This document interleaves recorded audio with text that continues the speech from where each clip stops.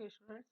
Now, in the subject digital communication, we are starting last unit as per the syllabus, that is Unit 5, Error Detection and Correction.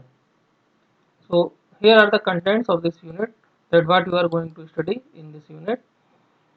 The contents are error correcting codes, Hamming sphere, Hamming distance, Hamming bound, relation between minimum distance and error detecting and correcting capability, linear block codes, that is encoding and syndrome decoding, cyclic codes, again encoder and decoder for systematic cyclic code, convolutional code, code tree, trellis diagram, Viterbi and sequential decoding, burst error correction and turbo codes.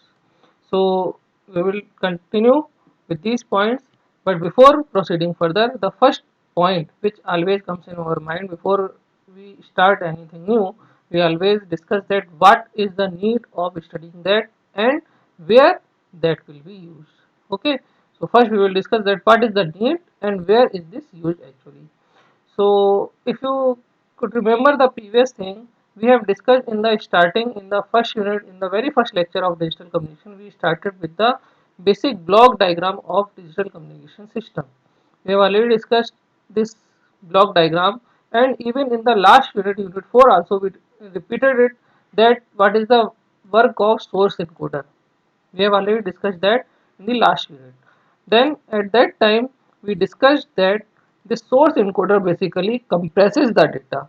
So it removes the redundant bit so that data compress and the compact size can be easily transmitted. Okay. Now after this, the channel encoder has the work that it now introduces some redundant bit along with the data bits. It includes some redundant bit along with the data bits or message bits and then transmit this code further. Initially we have removed the redundant bit. Now we are purposely including some redundant bits in this channel encoder. Now what is the purpose of including these bits? Basically that when this data receives at the receiver end, what happens, channel decoder based on these redundant bits which we have added, based on these redundant bits decides that whether the data packet has been received here is correct or is having any error. No, this is not correct. So this channel decoder decides based on these redundant bits added at the channel encoder, right? So the purpose of the redundant bits to add here is to detect the error. In short, I am writing error detection, to detect the error and hence after detecting to correct the same. Okay, so this is the purpose and this is highly required in any communication system anywhere, that we must be able to detect any error at the receiving end and then we must be able to correct that, otherwise we will not be able to receive the data correctly, right? So I hope that I am clear that what is the need, why you are studying this unit, what is the purpose and where is this used actually, right? So let us proceed further. The topics which we will start is about error correcting codes. We will initially discuss about Hamming distance, Hamming bound. We will discuss about the relation between minimum distance and error detecting and correcting capability, and then also linear block codes. So we will start with these points. In this class today, I am starting with the basic points. Okay, so let us proceed further. First of all, let us talk in as a very basic. Let us say that I have a transmitted code word as written here 1 0 1 0 1 1 0 0. Let us say this is the code which I am transmitting, right? At the receiving end, I will receive the code word which must be same as the transmitted code word, right? But let us say I receive it as 1 1 while it was 1 0, then 1 0 again same as 1 0 which was transmitted, 1 1 again same as which was transmitted, that is 1 1, and 0 0 it is again same as which was transmitted, 0 0, but initially it is 1 1 while it was 1 0. So here instead of this 0 we are receiving 1 here, right? So we can say that yes, this is the error. We have not received the data correctly, but here is an error in this second bit.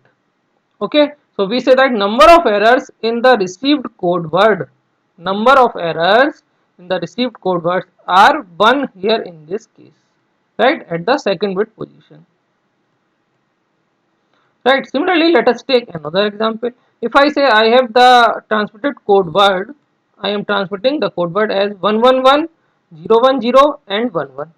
Then you can see that here I have received 011, I have received 011 in place of 111. That means here I have received 0 incorrectly instead of 1. Then I have transmitted 010, but I have received 110. So I have received 1 incorrectly in place of this 0. Then 11 is same as this 11. So we can say that here there are 2 bits in error. This is first one and this is second one. So we say that number of errors in this second case are 2. Similarly, you can easily read the third term, that is here it is 001 while it is 101. This is the error in the first position. Then 001, but it is 1 0 and 0. So again error, and 01 is same as 01. So we say that here are the 3 bits, this one and this one, 3 bits in error. We say okay, here are 3 number of errors. Okay, this is how basically we say that where is the error, what is the error that needs to be corrected. So we have detected error and then we have to replace this with the correct bit. Okay, so this is what we are talking about. Okay, and one more term, distance. We define the distance simply as the number of errors here. Okay, we will continue this point in the next slide. Before that, let us talk about the different methods of error detection and correction. First, let us talk about error detection methods. Broadly speaking, error detection methods can be parity checking method, checksum error correction detection, and cyclic redundancy check. This is broadly speaking, we are talking about error detection methods. We will not go into the details of error detection methods because this has already been studied by you in our last subject POC. So just to recall that what you have studied, for example, parity checking. What is parity checking method? Parity may be of even type or odd type. It may be even or odd parity, right? So let us say if it is even parity, then that means the total number of bits in the transmitted code word should be even, and when we receive the received code word, the total number of bits in the received code word must also be even.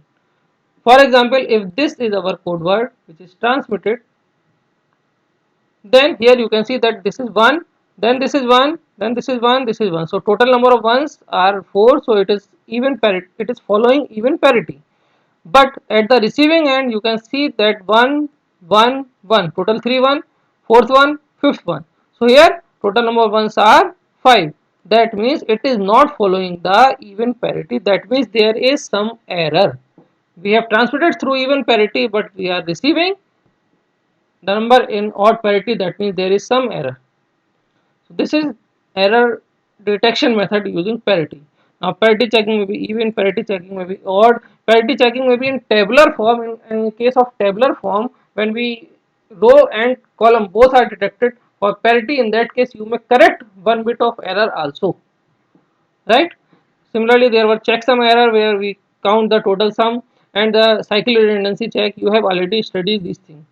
Okay, so let us proceed further. In this unit, what we are going to study, what I am going to tell you, means something new. So we talk about the error correction methods. Error correction methods, error correcting codes can be broadly classified as block codes and convolutional code. Block codes, which include linear block code, we will start with linear block code first, then we will talk about cyclic codes. Okay, then after discussing these things, we will discuss the convolutional code.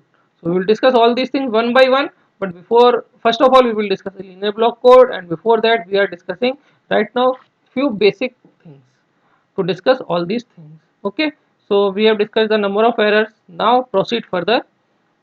First of all, the code word which we have already seen, how basically we define that the encoded block of n bits is called simply a code word. And out of these n bits of code word, there are few message bits. It contains message bits as well as some redundant bits, as start we discussed in the starting, right? That we include some redundant bits along with message bits, and this complete code word is then transmitted via the channel encoder. Okay, we will see it, we will discuss it in detail. Before that, another point is Hamming distance. What is Hamming distance? As we have defined the distance in the last slide here, that the number of errors is the distance. That means the number by which the two code words differ, the transmitting code word and receiving code word, how many bits they differ with each other, that is simply the distance between the two. For example, for example, if let us say the transmitted code word X is 101 and received code word Y is 110, you can see that the first bit is 1, it is at the receiving side also 1. There is no difference. But the second bit is here 0, while at the receiving end it is 1. At the transmitting end it is 1, and at the receiving end it is 0. So the two code vectors differ with each other in second and in third bit, that means total 2 bits, right? So the two code vectors differ in second and third bit, therefore the Hamming distance between X and Y is 2. Okay, so the Hamming distance is 2 in this case.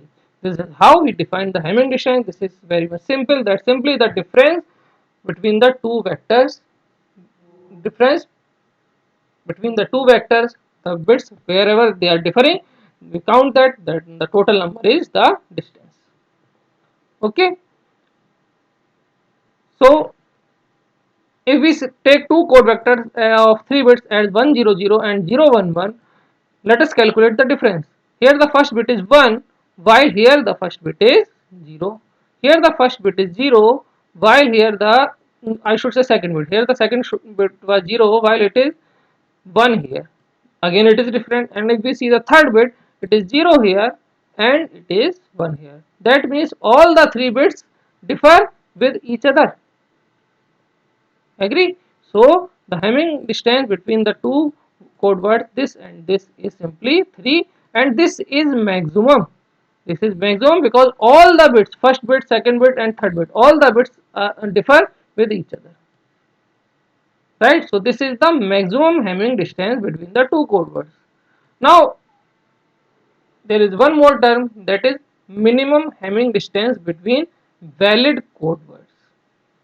Maximum we have discussed, okay, and there is one more term, that is minimum Hamming distance. I will discuss what is minimum Hamming distance within few minutes. Okay, before that, let me tell you one more thing. If we know the minimum distance, if we know the Hamming distance, minimum distance, we can find out that how many number of bits in error can be detected and how many number of bits in error can be corrected. Okay, so how will we find that? As per the Hamming, as given by the Hamming, the statement that we can correct up to T errors and detect up to S errors per word, per code word, where by which formula we can detect up to S errors per word by using this formula that D minimum is greater than S plus 1, and we can correct up to T errors per word by using this formula that D minimum is greater than equal to 2T plus 1. Satisfying this condition, what is this condition will be discussed later on.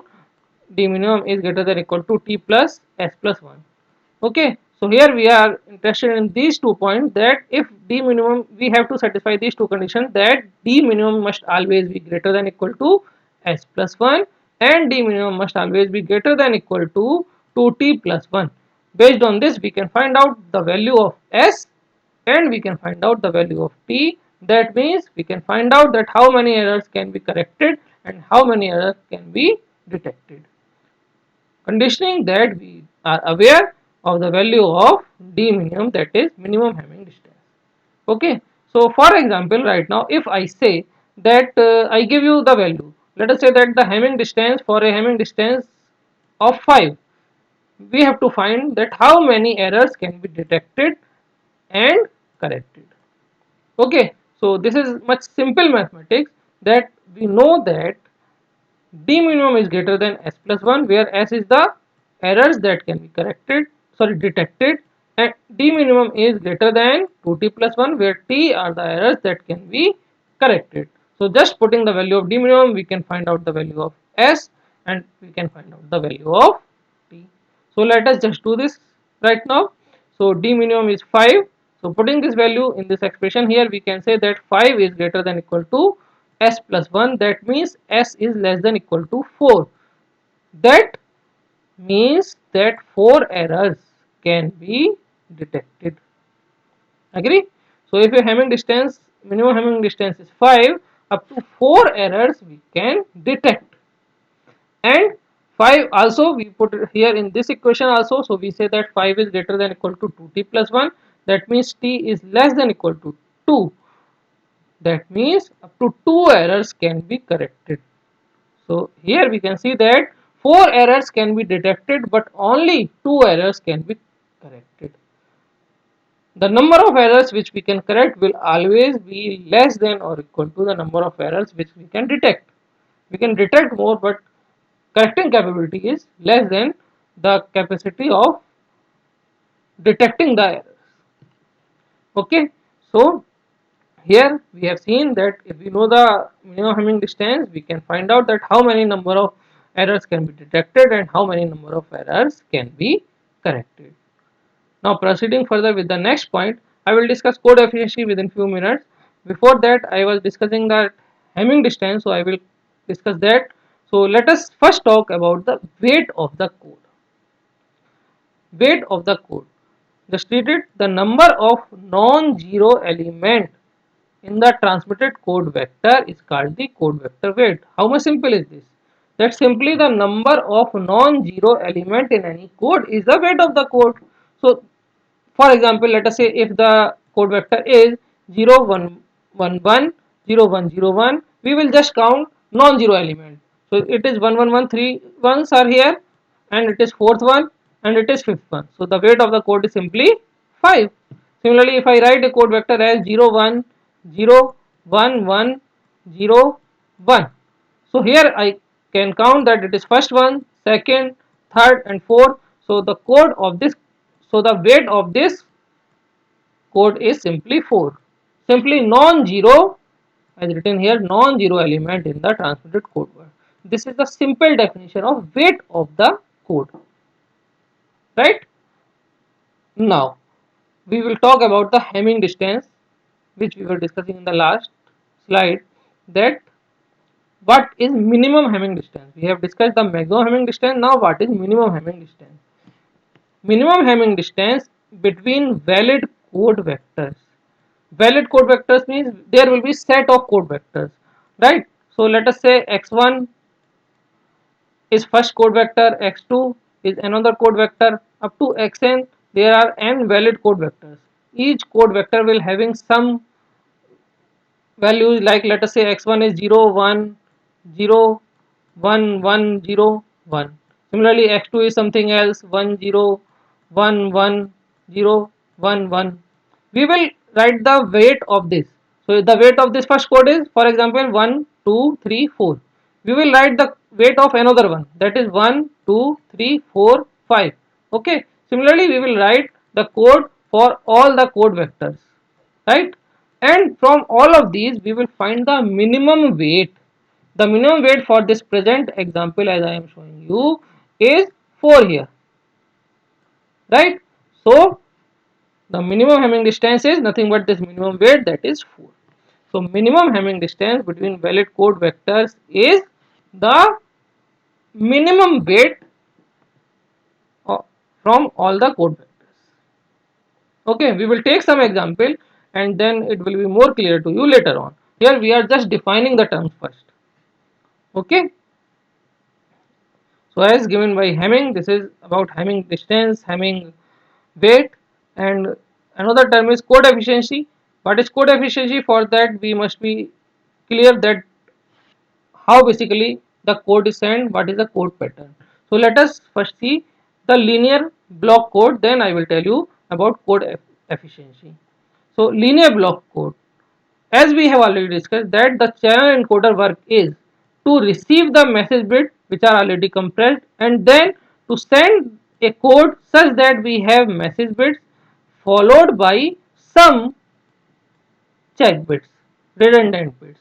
So that is what shown here, that message bits, let us say we have k message bits, then we will send a block of code such that the message bits, k message bits are followed by check bits of size n minus k, because n are the total number of bits in the code word. Repeating my words, that total bits in a code word are n, out of which k bits are initial bits of message bits, then rest n minus k bits will be the redundant bits, the parity bits, the check bits which we will add for the purpose of error detection and correction. This is how the linear block code we write.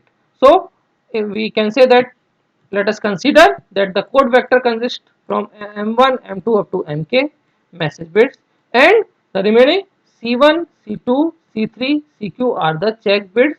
Then we can write the code vector as x, the code vector as initial we have said that message bits, k message bits.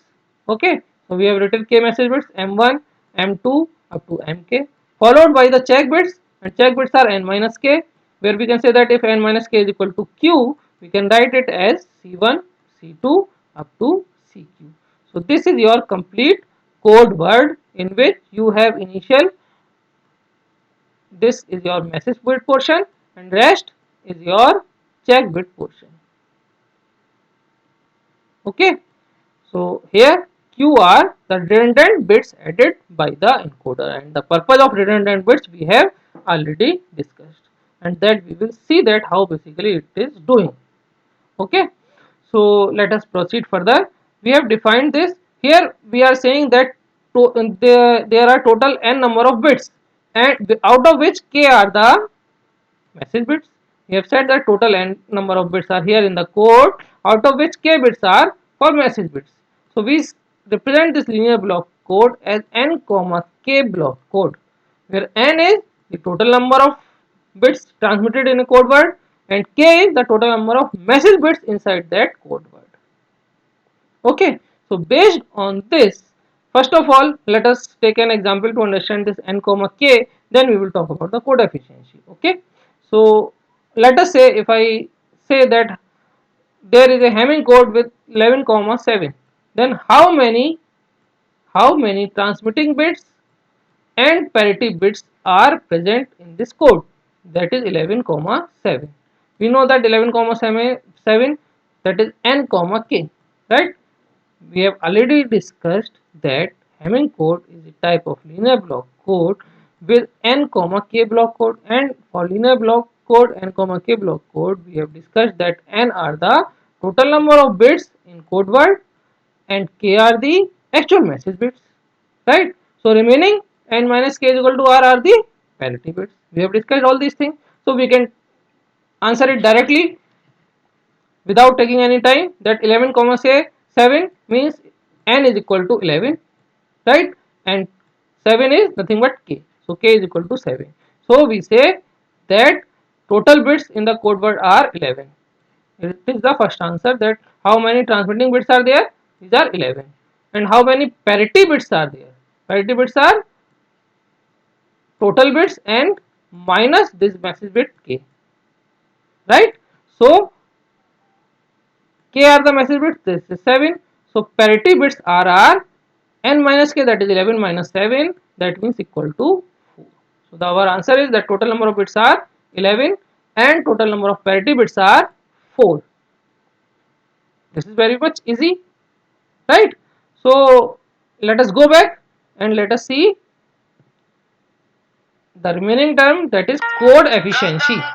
What is code efficiency? Code efficiency is defined as K by N. Code efficiency is defined as K by N. We know the what is K, what is N. We know that for N comma K block code, we have already discussed that there are K message bits and N transmitted bits. So the code efficiency, also termed as code rate, is equal to K by N. I hope I am clear. This is a simple definition only, right? So this is just the starting point what we have discussed.